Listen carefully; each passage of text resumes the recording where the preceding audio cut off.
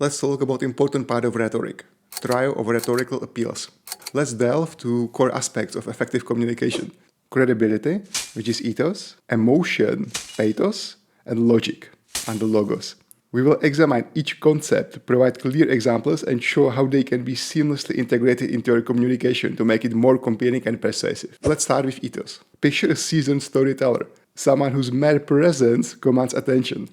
Ethos is all about it. It's all about credibility and trust. It's the art of saying, listen to me because I know what I'm talking about. Whether a scientist explaining climate change or your grandma sharing age-old wisdom, ethos is the invisible thread that waves authority into our words. Think of it as barista who recommends you a house blend. You trust their taste because they brewed countless cups. The second is pathos. Let's add a dash of emotion.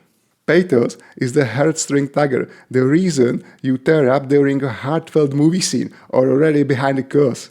It's the art of saying, feel this with me. When Dr. Martin Luther King Jr. delivered his I Have a Dream speech, he didn't just recite facts. He painted a vivid picture of hope and injustice. Pathos is the cinnamon swirl in your latte, the unexpected warmth that lingers.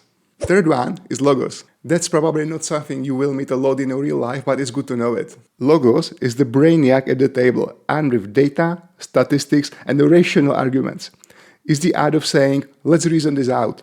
When scientists present evidence for a new vaccine, or when you explain why pineapple doesn't belong on pizza, no judgment here, that's logos. Imagine it as perfectly balanced espresso shot, the precise measurement that keeps everything in harmony. One of the tools what you can use for logos is logical syllogism. That's why I said it's not super common to use it in a normal conversation, because people usually don't talk in a way, if A implies B, then C.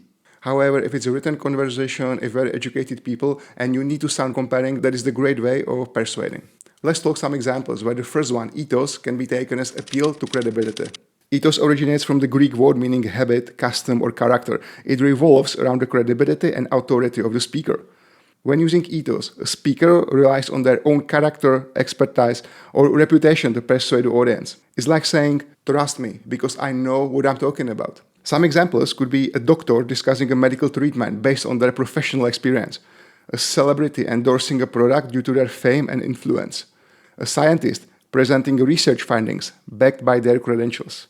Especially the celebrity case might be a little bit misleading because the celebrity is not the real authority, but it can appeal to an audience because some famous person saying that. Example of a speech where ethos is in play can sound like that. Ladies and gentlemen, as a seasoned physician with over 2 decades of experience, I stand before you today to discuss the critical importance of preventive healthcare.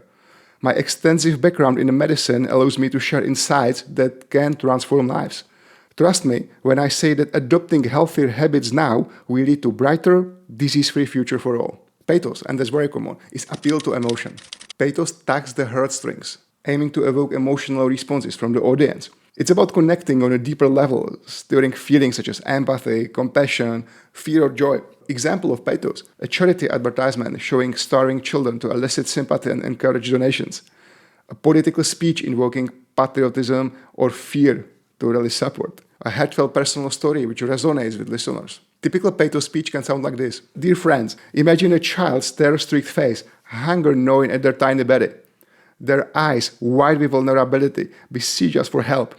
Today, we have the power to change their fate. By supporting our local food bank, we can wipe away those tears, fill their bellies, and ignite hope. Let compassion guide our action, for together we can make a difference. And number 3 is logos, which is appeal to reason. Logos relies on reasoning, on data, on facts. It's the method of presenting evidence, data, and well-structured arguments. Some examples. A scientist explaining a hypothesis with empirical data. That's typical logos. It must be. A lawyer building a legal argument based on the precedents and statutes. A salesperson using statistics to demonstrate product effectiveness. You should have data for that. You should have some proof that what you say is real.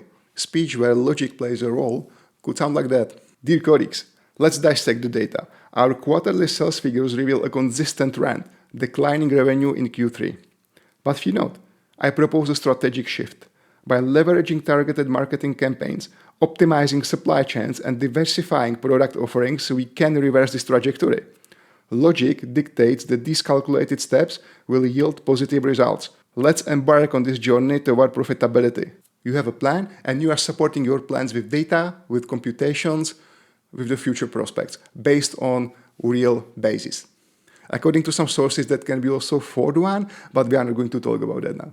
Let me summarize these three appeals: ethos, credibility, and character. As a medical professional with years of experience, I assure you today that pursuit of health is not merely a vocation, it's our shared responsibility. Pathos, emotional appeal. Close your eyes for a moment. Picture a child's tear-streaked face, feverish and frail. Feel the anguish of a family huddled in a waiting room, praying for a loved one's recovery. You want to evoke empathy, and you don't present yourself as an authority.